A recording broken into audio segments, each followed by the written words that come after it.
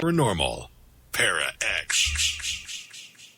The views expressed and the opinions given by the individual host and their guests do not necessarily reflect those of Para X, its affiliates, or its sponsors.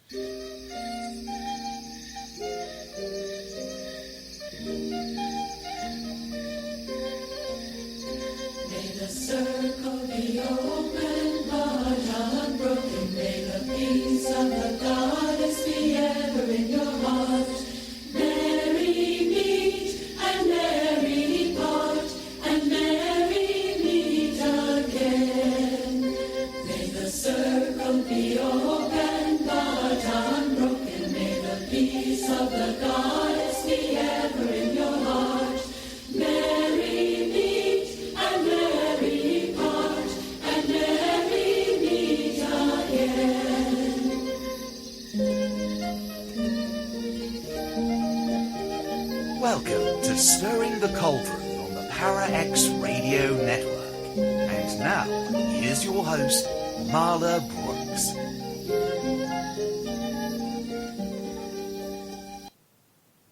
Hey, merry meet everybody, and welcome to a slightly different Stirring the Cauldron show tonight. My guest is author and lecturer Nicholas Pearson, and he's been involved with all aspects of the mineral kingdom for more than a couple of decades and studied mineral science at Stetson University, worked for several years at the Gillespie Museum, which is home to the largest mineral collection in the southern United States, and says that stones and crystals are our most ancient teachers. Now, every time Nicholas comes on in the past, we generally talked about his books or, a specific topic like crystal skulls, for example. But he's one of those guests who gets totally bombarded by questions from the chat room, and we never get most of them answered because we run out of time.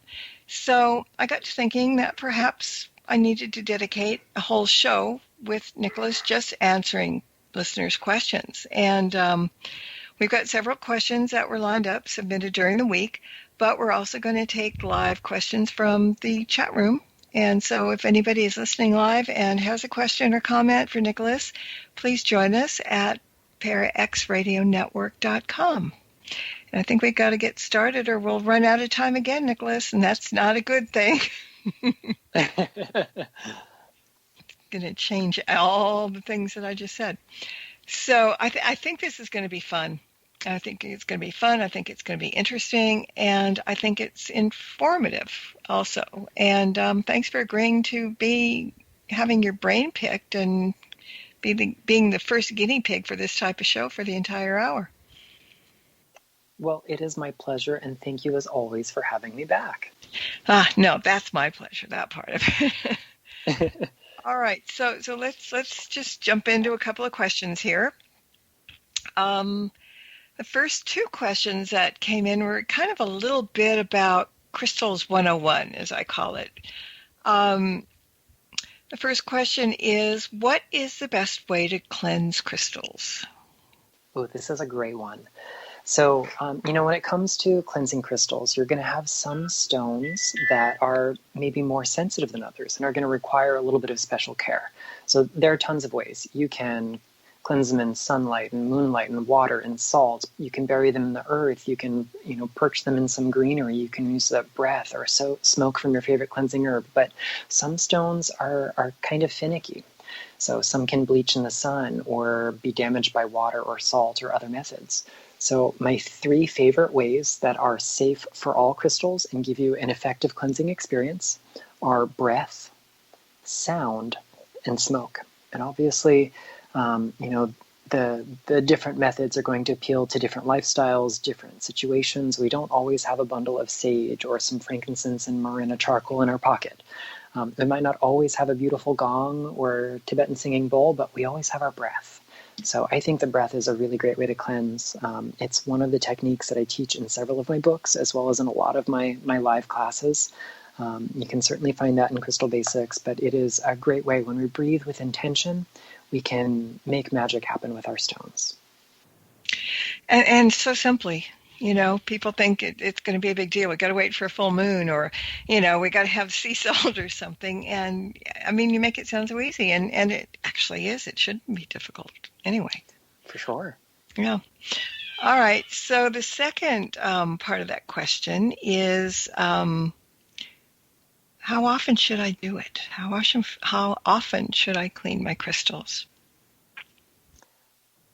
Most of the time when I get asked this, my answer is you should cleanse them more often than you already are. We love the full moon. Witches love the full moon. People love the full moon. It's a great thing.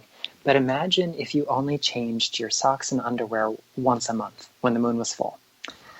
That's kind of what it's like when you only cleanse your crystals once a month under the light of the full moon. Certainly take advantage of the moon when you've got it, but do this often. You wash your hands several times a day, I'm hoping.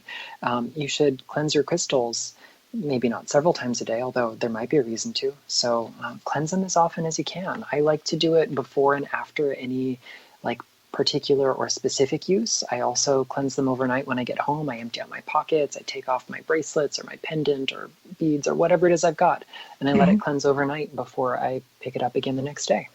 Mm-hmm. Now, some people are confusing or have confused the difference between charging a stone and cleansing a stone. Is there a difference? And if so, what would it be? Yeah, so there is a big difference here. We see a lot of those memes on the internet, like, sorry, can't do that, gotta charge my crystals. But I think a lot of us maybe use the words charge and cleanse to describe a similar process without really giving thought to what's happening here. As far as charging your crystals, they are not batteries that get depleted. They're not like your mobile device that you got to plug in or it's going to die on you. That's not how the physics of crystal energy works. The idea of charging a stone actually comes from a much older tradition of charging magical ingredients or charging spiritual tools. And in this sense, the word charge doesn't mean to fill up with energy. Instead, it is the same as to carry out a charge, to be given a specific task or a specific duty that must be fulfilled. So you can be charged with the task of, standing watch or promoting peace or whatever it might be if you're a stone. But you don't necessarily get filled up with a particular vibe during that charging process. So charging is wonderful. I think if we look at charging in this context, it's what we might call programming or inspiring or imbuing with an intention, and it's not a replacement for cleansing. So charging is not something we do with moonlight, or charging is not something we do with water. Those are cleansing, and truth be told, they're both equally important parts of the process. If you try to imbue something or program something with an intention, but it is not thoroughly cleansed, there's not going to be enough room inside the crystal, so to speak, to hold on to that new intention. So you got to cleanse it. And a cleansed crystal will do its job beautifully, but if you also program it with the specific focus you'd like to work on, then you're going to get it to hone in on that one specific task. It's funny how things come up, because the next question was one that you submitted, that people submitted to you, and it had to do with selenite. Does selenite need to be cleansed? And then just as I'm pulling that up, Swampy in the chat room writes, I charge and cleanse my crystals with selenite and moon water. So, yeah. Talk about, wow, yeah. Sure. So more than a couple decades ago, we'll say, there was an author who published a book called Love is in the Earth. Her name is Melody. Melody passed away end of last year, beginning of this year, right around New Year's Eve. And her first book went into a second edition that was updated and greatly expanded. But in that second edition, she describes two stones that in her experience never needed cleansing or clearing, and they were natural citrine, the real stuff, as well as kyanite. And her experience was the pieces she had just never seemed to hold on to negativity. But the thing about cleansing is that it is not necessarily removing negativity or disharmony. Cleansing is something we do to wipe the slate clean, so there's space for us to focus on one particular thing. One of the natural functions of anything that has a crystal lattice, anything that's remotely crystalline, whether it is a beautiful piece of quartz or selenite or kyanite, or the gypsum crystals in our wall, or the phospholipids in our cell membranes that make up our body. Crystals have memory. So they are constantly recording everything they're coming into contact with as far as electromagnetic energy goes. And, eventually they're so full of all those experiences, there's no room for something new. So we cleanse all of our crystals because we need to kind of wipe the slate clean to be able to have our specific intention or focus when we do the work we're doing. So, as far as my experience goes, as far as the physics that describe how crystal energy can work, all crystals require cleansing and clearing. Certainly some have we'll say, a faster metabolism than others, maybe some like selenite. But, imagine you use selenite to cleanse your favorite piece of quartz, but then you never cleanse your selenite. That's a lot like using a sponge to wash your dishes, but never cleaning your sponge. After a while, your dishes aren't clean anymore. Good analogy. And I think, people might not understand that sometimes you can make, you can use selenite, the stone, in moon water to make a cleansing bath for the crystals, right? I mean, you can make all kinds of things with stones in certain types of water. You certainly could. Some forms of selenite are really, really water sensitive. They're not outright soluble at regular temperatures, pressures, and acidities, but they certainly can be. They can lose their sparkle, so to speak, in water. But you can use indirect methods of applying them. There's a great book that came out some years ago called "How to Make Sacred Water" or "How to Create Sacred Water." It's published by Bear and Company, and the author of that book goes into great length describing how she used a selenite wand to make the sacred water, and over time the wand got smaller and smaller and smaller. This was over the passage of years, but it did in fact come apart in her sacred water. Wow. We don't think about that. Stones are indestructible, aren't they, right? I mean, sometimes. They're hard things. They don't melt. But no, it's not true. We look at it in a different way. And it's also interesting, Patsy in chat says she cleanses her stones by holding the stone in her hands, closing her eyes, and see her hands and the stone as pure white. That sounds good.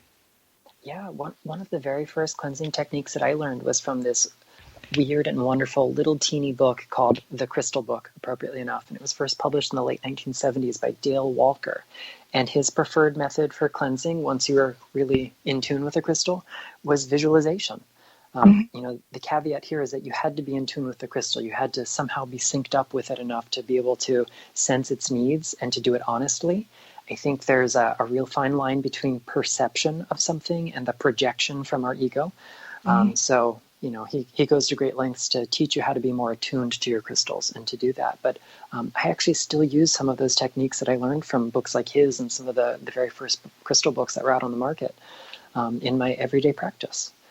Yeah, I mean, there's just so much to learn here. And that's why we have you. There's just so many different things to talk about. There's another question from the chat room from Tabby. She said, is there anything special that you should keep your crystals in? She says she keeps hers wrapped in silk. And I bet your crystals love that. Early on, I learned that we should store our crystals away from other people in a natural fiber cloth, preferably in some sort of sacred and safe place. And I think that's really wonderful if you have a handful that you're using on a very regular basis. But my collection is, we'll say, a little bit too large for that. And if I had one piece of silk for every one of those stones, I don't know how many silkworms I would be responsible for. Mass death, yes. Yeah. So, these days I'm a big fan of using plastic containers that you get from the craft store. And I know plastic is not the most mystical of materials out there, but it is rather insulating. One, it's got a little bit more give than something like metal or glass or other things. So my crystals are slightly more cushioned in that than they would be in something else. But also it has kind of an insulating effect energetically. So I can kind of dampen the vibes of putting out in the general room. So it's less background noise, so to speak, energetically. Okay, because see, I've got rocks all over my house and crystals and stuff. Now, some of them, the polished ones, I've got on the ancestor altar in a nice little jar, or not a jar, in a stone dish. And I does that take away? I mean, they're kind of out in the open, but not in the open, but they're all together, and all the polished ones are together. It's like one happy little family in there on the altar. Does that diminish anything if they're not wrapped or cared for or whatever? No, I really don't think so. I think ultimately we have to do what is practical and sensible for us. I have lots of stones that are all over the place. And I think the idea of wrapping them individually in a sacred cloth and keeping them, out of sight, out of mind is a product of the era when it was much less mainstream to do this woo-woo kind of stuff. But also like a sign of respect and dedication to your spiritual practice. Crystals were a lot harder to get. People generally didn't have the kinds and sizes of collections that we have today. There are lots of practical things that kind of delineate that. I think if those approaches work for you, absolutely do them. But I've seen many a beautiful dish full of stones on an altar, on an end table, on a coffee table, out and about in the sort of everyday space. And, that's a really valid way of working too. Yeah, I think the only stones that I have in any kind of wrapper are the ones that I keep with my tarot deck and my oracle deck. I always put a quartz stone in with them just to help the decks get stronger, and the quartz is happy. It has a job to do, right? Yeah, for sure. So, yeah. Okay, I was just interested because a lot of people do put them away or keep them in boxes or whatever, and mine seem to be very happy on the altar. So, good. Thank you. All right, now, we were just talking about polished stones, and Cece was wondering, and another question that you submitted from your group came in about the same thing. She's wondering about the use of tumbled stones instead of natural raw stones, and the question that you came with were, are also rough stones better than polished? Is there a difference in their energy, and why are tumbled stones more common now? Oh, there's a lot of layers there. I love it. So, let's start with why are they so common now? Because, supply and demand, the market supplies what the consumers demand. People love the look and the feel of tumbled stones. There are a lot of stones, like if you have a really rough, unpolished piece of labradorite, you are less likely to appreciate that beautiful labradorescence, that beautiful shine that it has within it, that iridescent play of color. Same with, a rough opal versus a polished one. If a lot of people saw a gem quality diamond straight out of the earth, they would not recognize it as a diamond until it has that sort of inner beauty revealed through the process of cutting and polishing. So, in a practical sense, we can appreciate the beauty of things better when they're prepared.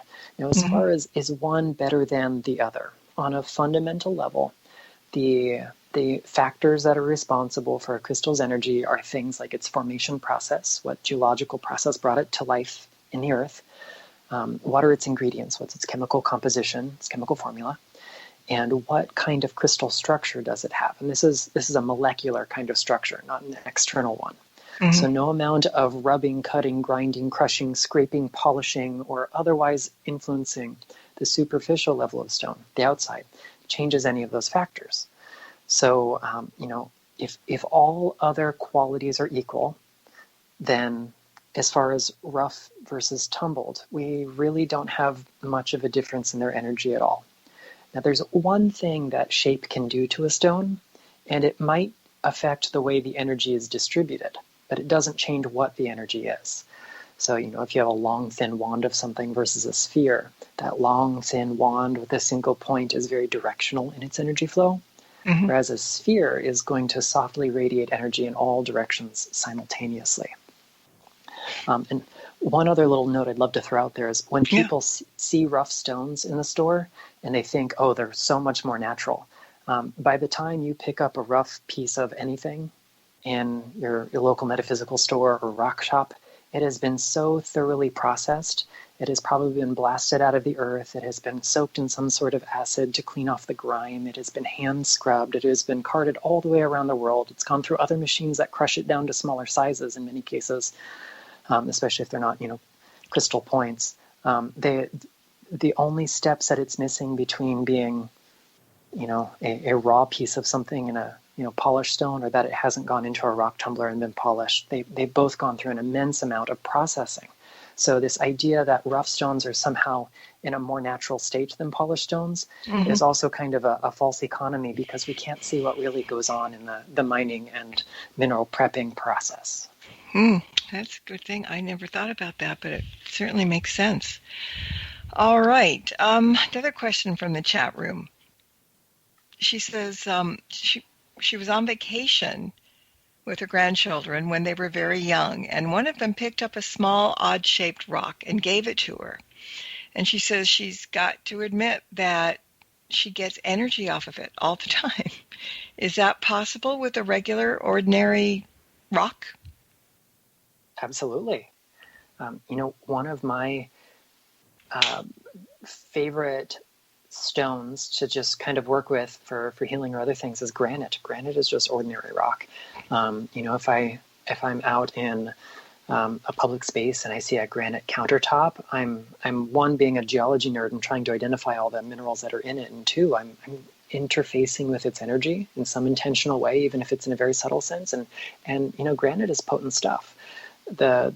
The rocks and minerals we find at the roadside, in parking lots, in gravel driveways, at the lakeside, on the beach, in the mountains, they're all part and parcel of the body of Mother Earth, and no single one of those is somehow more sacred than any other.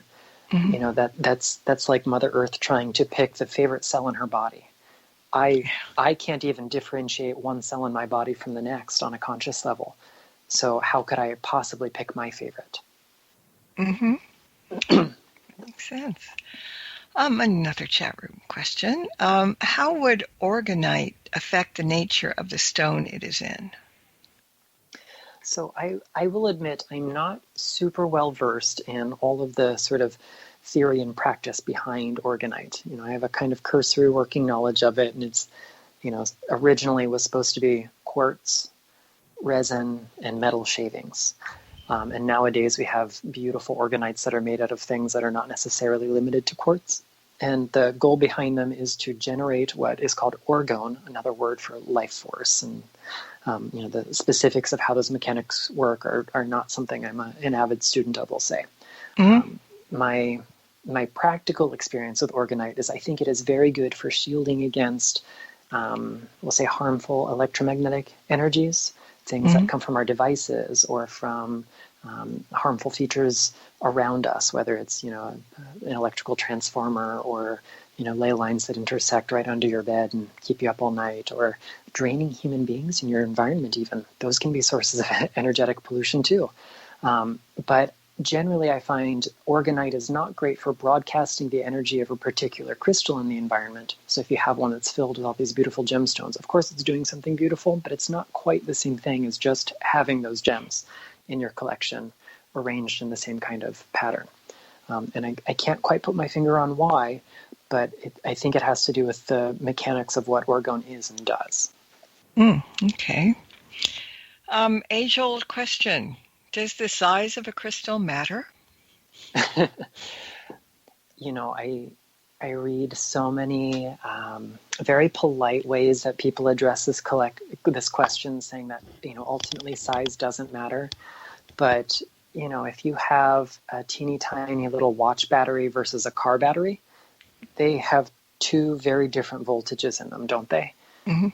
And it's the same thing with our crystals. If every other parameter is the same, so if they're the same shape, if they are the same dimensions, if the same kind of proportions, if you will, the same quality and color saturation, they're have the same kinds of inclusions, everything else is equal, then the bigger a crystal is, the louder its volume, or the farther its signal will stretch and still be detectable. Louder is not better. Louder is just louder. There are some things you can accomplish in a whisper, and there are other things you have to shout at the top of your lungs to be heard at. So, think of it that way. A lot of people will kind of compare apples to oranges and say that size doesn't matter because you can have a 2-gram piece of Moldavite and it will kick your butt, versus a size of, say, black tourmaline that's the size of a grapefruit. But we're not comparing the same thing. You can have that 2-gram piece of Moldavite in one hand and a Moldavite the size of a grapefruit in the other, and guess which one's going to kick your butt more? The big one. So we have to remember that there are lots of factors that go into crystal energy, but mass is an important part of understanding the frequency of the stone. There's also a relationship between frequency and size. If we look at a violin string or a guitar string, if we have one that's 1 foot long and then one that's 2 feet long, the one that's 2 feet long has a lower frequency. It's a lower pitch, a lower note on the scale. One that's half the length is double the frequency. It's something that we perceive as a higher pitch. And the same is true with our crystals. Smaller ones have a higher frequency, bigger ones have a low frequency, and neither is better than the other. We have this misconception that high frequency equals good and low frequency equals bad. But when we raise our consciousness, the frequency of our brainwaves actually decreases. It goes down. It lowers. And that's just the nature of our brain. Okay.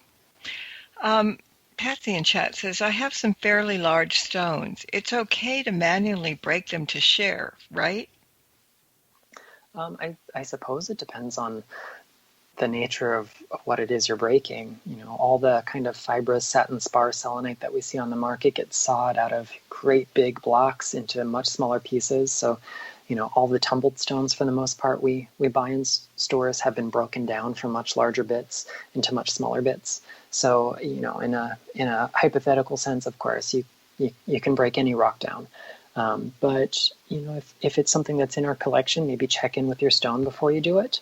I have certainly had to, we'll say, multiply inventory, if you catch my drift, by breaking stones into smaller pieces for projects. So that is a possibility. But check in with your stones. Make sure they are okay with that. And chances are they probably will be. And if you feel any strong resistance, just double check and see if it isn't your own projection of that reticence about breaking up a beautiful rock into something smaller. And Kat just countered that. And she said, well, every stone was once a part of a bigger one, for the most part. So yeah, pretty much. Yeah, that makes sense. All right. Tina, she says she's a lover of Moldavite, and her understanding is that they can help with contact with the alien lives. Any thoughts on that? Moldavite and UF aliens? Yeah. I mean, certainly that's what the people say. I've been a lover of Moldavite since I was, we'll say, much smaller than I am today. I got my first piece quite a long time ago, and I've never had any extraterrestrial contact with that. But to be fair, I've never had any extraterrestrial contact or any inclination toward it in any other part of my life as well. So I think because it is something that raises our consciousness up, that has this sort of relationship with a stellar or sidereal or astral energy, that we might be able to do that. But I think that it is a really wonderful stone in a whole lot of ways, but so are a lot of other crystals. I remember reading in Melody's Love is in the Earth that apatite was a stone that assisted with extraterrestrial communication. And so I never had any success with that either. So it really comes down to what our subjective personal experience, what we might call our unverified personal gnosis is. And when we have those experiences, we sit with them and we allow them to be without attachment or judgment, and then we try to unravel them. And I think a lot of people do have success kind of contacting a force outside of our everyday life, whether we call that ETs or star beings or angels or fairies. That's going to look different depending on your spiritual path. It's true. And when you were talking, since quartz is such a great transmitter and receiver, you would think that would kind of draw in aliens or whoever you're trying to get in touch with as well, because it's known for that, right? Yeah, absolutely. There was a time when radio technology was all all based on crystals, especially quartz and galena. I think there are lots of people who've had ET experiences with just good old-fashioned quartz too. Yeah, I mean, I know that each stone has properties and they're used for different things. And I think there might be a question down here later that I'm overlooking right now just about that. I mean, certain stones are meant to do certain things, but perhaps if you put enough intention into a stone, if you resonate with that stone, it might be able to do whatever bidding you need, aside from what it's known for. Is that fair? Yeah, think of it as like, in witchcraft, the familiar spirit idea, whether that's a plant spirit or a stone spirit, it might have a predisposition, a set of skills that it's especially good at. But then if you really build a relationship with that, they might be willing to go outside their comfort zone and do more for you than what the books say they do. But a lot of that's predicated on what we bring to the table and what we're willing to do in partnership with them. Okay, that makes sense. All right, a half hour has gone really quickly, so we are going to take a quick break. I know, huh? And so everybody stay put, go talk to your stones or whatever in 2 minutes, and we'll be right back. Stirring the Cauldron will be right back, so don't go away. If you end up with webbed feet, remember, you've been warned.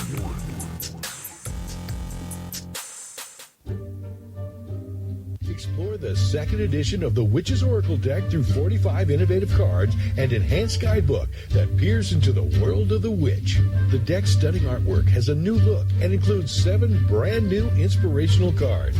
Each card now includes a suggested crystal or gemstone to enhance your reading, as well as a magical incantation that provides energy, reinforces the card's meaning, and helps the desired message to be sent out into the universe.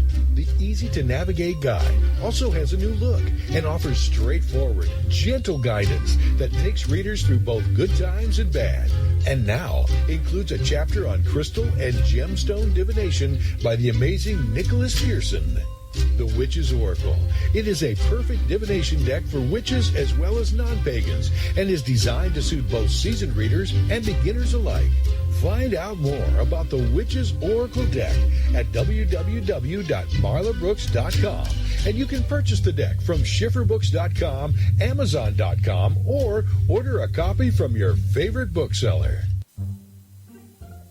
You've no doubt heard of Tango and Cash, Whiskey Tango Foxtrot. Perhaps it takes 2 to tango. Well, now, on the first and third Thursdays of each month, there's a show called Tango and Friends at 8 p.m. Eastern on the Para X Radio Network with your host, Bruce Tango. And yes, there will be at least 2 to tango on each episode, sometimes even more. There's going to be lots of topics and lots of guests you'll all know and lots of surprises. Tango and Friends every first and third Thursday of the month at 8 p.m. right here on the Para X Radio Network. Welcome back to Stirring the Cauldron. Once again, here's your host, Marla Brooks.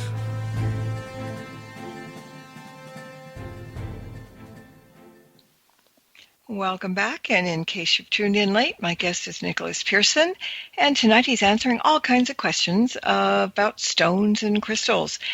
And before the break, some more questions came in from the chat room, and I know you talked to somebody, Nicholas, in chat about it, but I think we'll share it with the rest of the world too.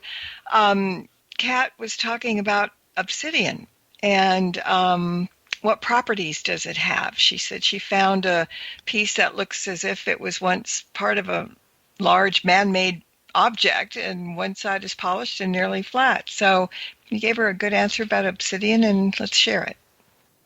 Sure. Obsidian is one of my most trusted crystal allies, although it's not a proper crystal in the materials science sense of the world. Obsidian is a stone that really reflects what is underpinning any given situation. Think of it as a mirror that has no filter, a really honest friend who's just going to call you on your stuff as they see it. with no personal bias and no agenda involved. Another gift of Obsidian is when we have that gift of perspective, we can really learn how we want to invest our time, our energy, our intention, our inclination in the world. So it's going to help us hone the mind to cut through the stuff of the world, so we can really get to the point. It is also a really powerful ally that is protective, that is initiatory, that is a deeply shamanic kind of stone. So, we could probably do a whole hour just on Obsidian, as much as I love it and all the different varieties that there are. But, a great place to learn more about Obsidian is in chapter 1 of my first book, The 7 Archetypal Stones, their spiritual powers and teachings. And I'm partial to Obsidian now because that's the first time that you and I ever kind of spoke off the air, because I had this huge stone that I had no clue. I thought it was a big hunk of tar or something because it was shiny. And I really was kind of ashamed to even bother you with it. It took me a while to just say, okay, I got to find out about this stone. But yeah, so Obsidian brought us together in a sense. So I'm very happy about Obsidian in that respect too. All right. Got another question. Tabby says that she has a large piece of white quartz that she dug from around the roots of a huge fallen tree.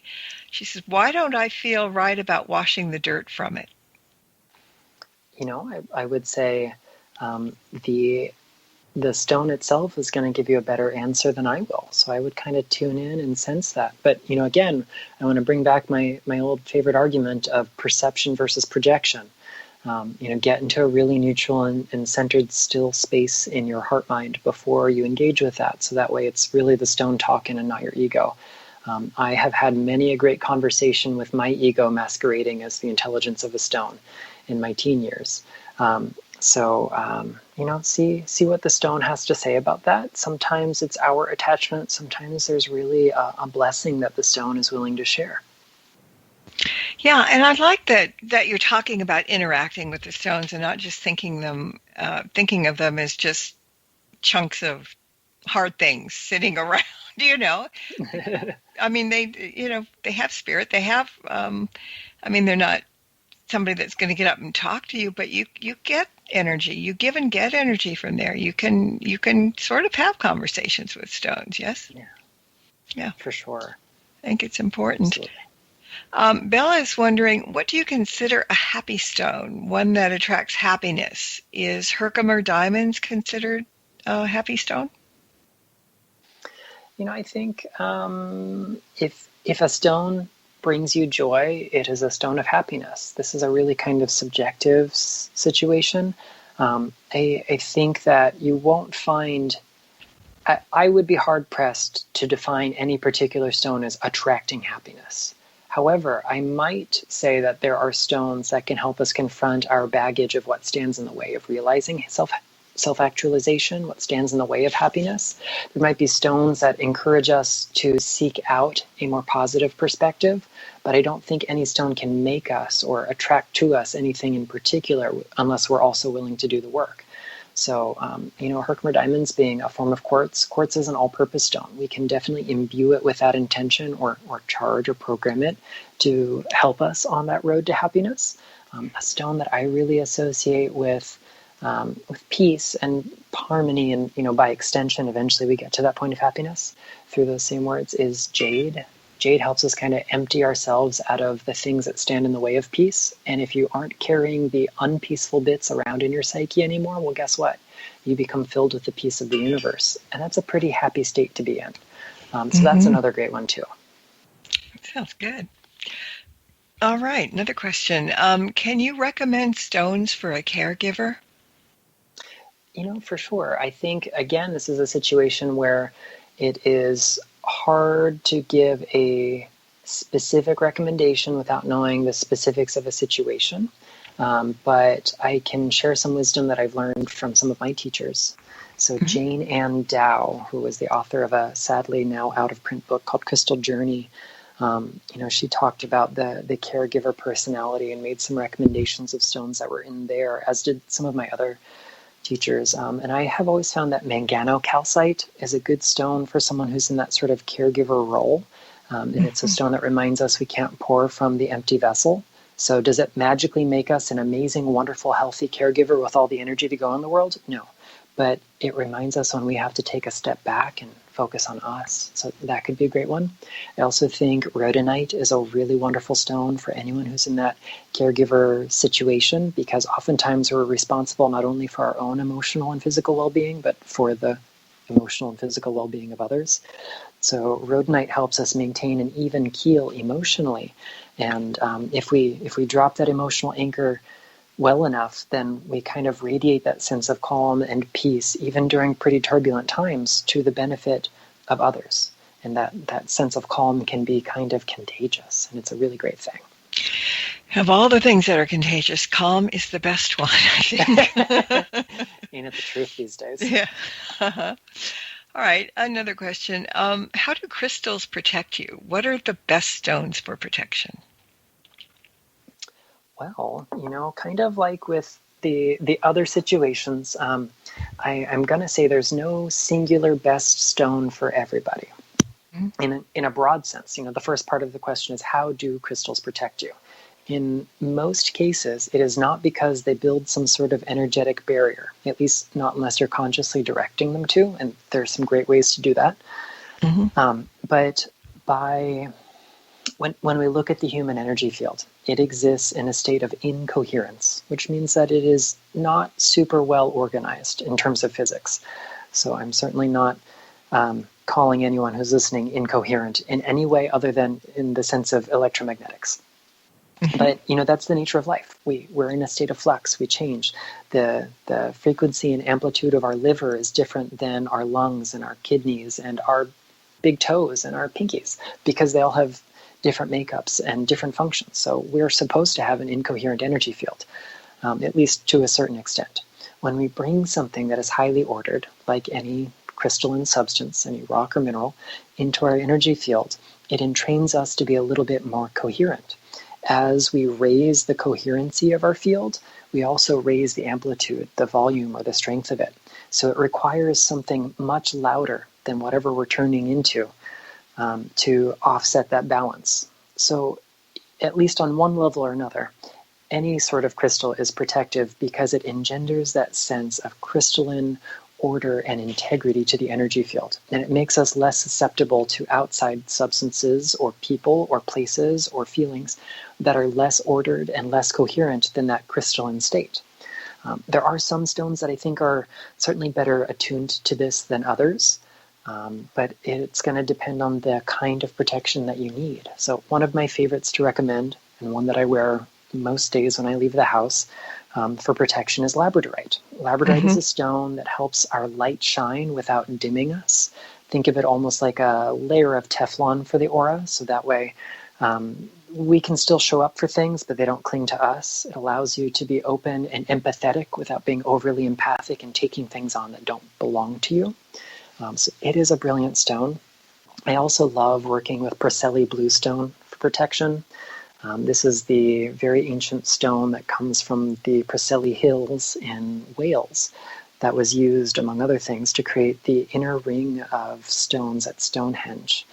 And Preseli bluestone is really deeply nourishing. Its composition and even like the sort of formula of its colors has been analyzed to show that this particular stone affects us at the deepest level of our identity, the deepest level of our physical body as well, and it brings this sense of nourishing and healing and order.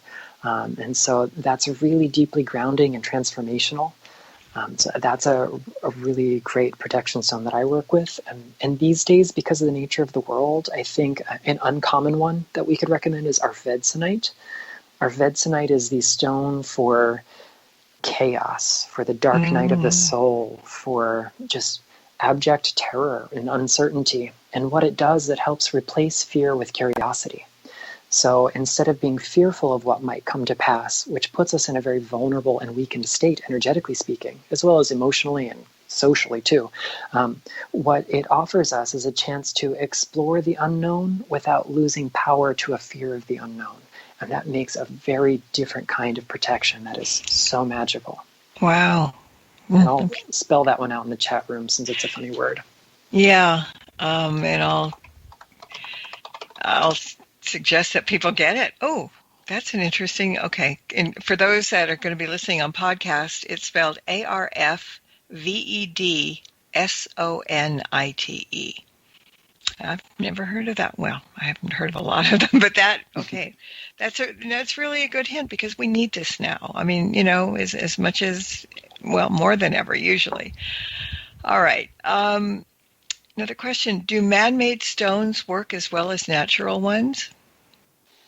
Oh, this is a great one. Yes and no. First, what kind of man-made stone are we talking about? Is it something that is lab-created and chemically identical to what we'd find out in the wild, so to speak? For example, a lab-created ruby. A lab-created ruby is the same mineral, corundum, that a natural ruby is. It gets its color from the same tiny little bit of chromium, which makes it red. It has the same crystal structure, the same specific gravity. There'll be lots of things that kind of signify it didn't come from the earth. If you're a highly trained specialist, you'll be able to identify those things. But if you're just looking at two rubies side by side with the naked eye, they're more or less identical. So it's going to have the same factors, more or less, that produce the same kind of qualities in the electromagnetic field that surrounds it. But there's a difference. And the difference I found with lab-created crystals is that it's like having a beautiful stained glass window with no light behind it. There's just something that is missing. And that something is the spark of consciousness that a crystal develops as it forms in the womb of Mother Earth. Now, other man-made stones that are out there aren't really stones at all. Things like opalite and then our brightly colored obsidians. There is no brilliant emerald green or cobalt blue or aqua or yellow or red or purple obsidian. It's all glass. It's the same magical substance that protects you when you are sitting behind your windshield in the car. But it is, fundamentally the same thing with a few trace elements thrown in to change the color. So glass has been used in magic for a long time. But glass is non-crystalline, and although there are natural glasses, they have a different kind of long-range and short-range order and a different mineralized makeup than most man-made glasses do.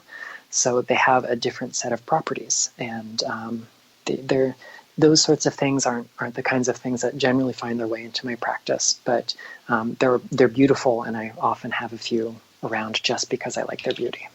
Yeah, that's a good enough reason for sure. Kathy says she has a small amethyst stone, and sometimes when she holds it in her hand, it gets very, very hot, and she has to put it down because it gets too hot. What would cause that, or is it just her? Well, I think it's not just her, and it's not just the stone. It is the relationship that Kathy has with her amethyst that causes that. So when we feel a crystal heat up, maybe we feel it pulse or tingle, or we feel some sort of magnetic flow of energy that we can't otherwise put into words. That is a conversation taking place between the human energy field and the crystal energy field. The nature of that conversation is personal. It is relational. It's the additive effect of your energy and their energy coming together. So I can't tell you what is being said, but here's the good news. You can tell us what's being said if you feel like sharing. All you have to do is kind of tune in. And if ever it becomes uncomfortable, always two things to think of. One, cleanse your crystal. Ask yourself, when was the last time I cleansed it? If it wasn't today or yesterday, probably cleanse it now. And two, invite your crystal to come in or approach you with an energy that is more accessible to you. And a lot of times crystals will honor that, and they'll kind of meet you halfway. Okay. We're going down the list really well. Another question, can you talk a little bit about ethically sourced stones? For sure. With the time we have remaining, we're definitely not going to get too far into this, but this is a conversation that is happening more and more, and I'm absolutely delighted and humbled that people are asking the hard questions. Where do these stones come from? How do we get them? Who is responsible for taking them out of the earth and under what circumstances? And there are lots of times when the answers to all of those questions is, I don't know. If you ask your local, owner of a crystal shop where a crystal came from, and the answer is probably going to be from a wholesale person. Mm-hmm. Yeah. And if you ask that wholesale person where they got it, the answer is probably, well, I got it at a big trade show. If you ask the person at the big trade show where they got it, then maybe you start to get specific answers. Not everyone is really concerned with those areas of the market, but more and more people are asking those questions. Now, the funny thing is, in the mineral science side of the world, provenance is everything. The difference in price between two minerals that look almost identical but come from two different places can be the difference of a couple of zeros in price sometimes, just because of the historic nature of a mine. So, provenance is something that's out there. And, when it comes to ethically sourced minerals, of course, there are horrible mining practices out there that put the market value of an inert substance that is taken from the geosphere well above the value of a human life. And I'm not going to sugarcoat that. That is absolutely happening. The great news is that is mostly happening for things like jewelry, diamonds, and other precious substances, as well as the minerals and ores that are used to create our technology. I mean, I'm communicating with you on an iPhone. The labor that's involved in getting the cobalt and the other metals that are involved in the making of this are far worse than anything that can happen bringing amethyst to the market. And that is sad. I mean, I said it was a great thing, but it's really not. But we have to remember that if we're having this kind of conversation via our technology, maybe we should start by having the conversation about ethical mining practices about our technology. A lot of the stones that we get on the crystal healing market are actually byproducts of mining much more economically viable and valuable things. And those are what are called the gangue minerals or the tailings or the stuff that is just kind of a surplus to the really valuable metal or other substance that's being extracted from the earth. So there is hope. There's a greater number of wholesalers and retailers who are striving to buy ethically, which means that it's popping up in more of our stores. And even our stores who aren't asking those kinds of questions, whose consumers aren't asking those kinds of questions, enough change is happening on the market that things are turning around anyway. And there are vendors that I know whose dollars go directly to the miners themselves. There's no great big middleman or long chain of middle people that takes us there. And I was recently chatting with a friend who does business in Africa, and he says year after year when he goes back to these areas in Mali and Tanzania and other places, he sees the difference his money makes. People have better clothes. People's homes are in better states of repair. People are better fed. And you would think, coming from a privileged nation in the West, that these are things that we take for granted. We don't have to stop and go, well, if I buy this rock, does it put money in someone's pocket or does it go to corporate America? But those are real conversations that need to be had, but they're being had. So, thank you for asking. Yeah, good question. Here's one that I'm curious about because I really never gave it much thought. Is there ever a time when crystals can cause harm instead of healing? It's not the kind of thing that I talk about very often. If you look at the evidence in crystal healing literature, going back very, very far, yes, crystals have been known to cause harm. In a very practical sense, anyone who's dropped a geode on their foot is going to tell you crystals can cause harm.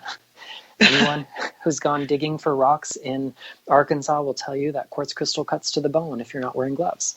But in a metaphysical sense, if we don't know what we're doing, if we are trying to do too much, too soon, too fast, then yeah, we can get uncomfortable. And it's not the kind of discomfort that I like to encourage people to have, that's just, flexing new muscles and experiencing new energies.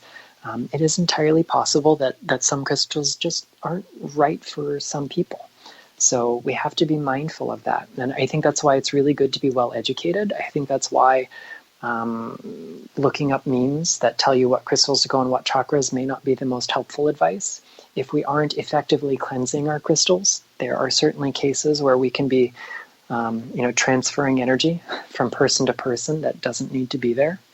And one of my mentors that I respect quite a lot in the world of gem therapy has even talked about the damage that certain forms of diamonds had done to students and clients of hers in the 1980s. And she could see this damage being done to people's auras. So, we want to do all things mindfully. And I think it's great that we have so many tools at our disposal, but we should endeavor to be intelligent about how we use them. Yeah, and I kind of think that when you hold a crystal, you can feel whether it's right for you or not. And I mean, not that if you hold one, it's going to burn a hole in the palm of your hand or something, but if you listen to it, if you feel it, if you let your intuition take over, you'll know that this is a good crystal for you or a not so good crystal. I mean, it's not going to come and smack you in the head in the middle of the night because you put it down. But I think we have to listen to the intuition and the feeling that we get when we hold one. And that's the best way to try it out, I would think. Yeah, absolutely. Okay. We've got like 2 minutes, and I want you to just tell everybody really quickly where they can find your books, because there's so many books that cover so many beautiful crystal things and stuff, and if we mention them all, we'll be here another half hour, which is a good thing. But so where can people find out about the books and where they can get them? You can definitely find my books anywhere that books are sold. Visit your local metaphysical retailer, hop onto Amazon.com, go visit my publisher at innertraditions.com, and you can buy copies there. My most recent book, which is my all-in-one, everything you need to know to get started and then go a heck of a lot farther, is called Crystal Basics, The Energetic Healing and Spiritual Power of 200 Gemstones. That just came out earlier this year. And that's going to be a really good all-in-one resource. Okay. And you've got to come back, because see, we were worried we might not get enough questions to fill an hour or two, but I think we actually can. But so you're working really, really quickly. You're working on a new book right now, yes? I am. I'm working on a new book on flower essences. It's going to be in my publisher's hands in the next few weeks. Come heck or high water, I'm going to do it. And then I've got a couple more projects planned after that. The one I'm working on now is not crystal related, but the one after that will be. That much I can tell you. I have a few irons in the fire at any moment, and I'm really excited about some of my upcoming work. Yes, and also, speaking of not crystals, you have a wonderful book on Reiki. So for people that are interested in that, he's not a one-trick pony, guys. He's got a lot going for him. So I really want to thank you for doing this, because like we said earlier, it was, you're the guinea pig and see if it works. And obviously it does. So thank you for putting yourself up there and brave and handling it. The pleasure is all mine. Thank you so much for having me, and thanks for all the great questions, everyone. Yes, thank you for everybody who asked and who sent them in. It's really, really important. And thank you for everybody who's listening in as well. Really appreciate it. And we do, like I think I mentioned before, maybe I didn't, we've got another Q&A show coming up next month with psychic and spiritual healer Echo Bodine, because she's another one like Nicholas that runs out of time really fast. So she'll be talking, you can ask questions about spirits in general and life on the other side. And in the meantime, until next time, everybody, blessed be and merry meet again. Good night. The circle be open, but unbroken. May the peace of the goddess be ever in your heart. Merry meet and merry part, and merry meet again. Merry meet again. Merry meet again. Thank you for tuning in to this episode of Stirring the Cauldron with Marla Brooks. Please join us again next week at the same time for another great guest and more cauldron stirring.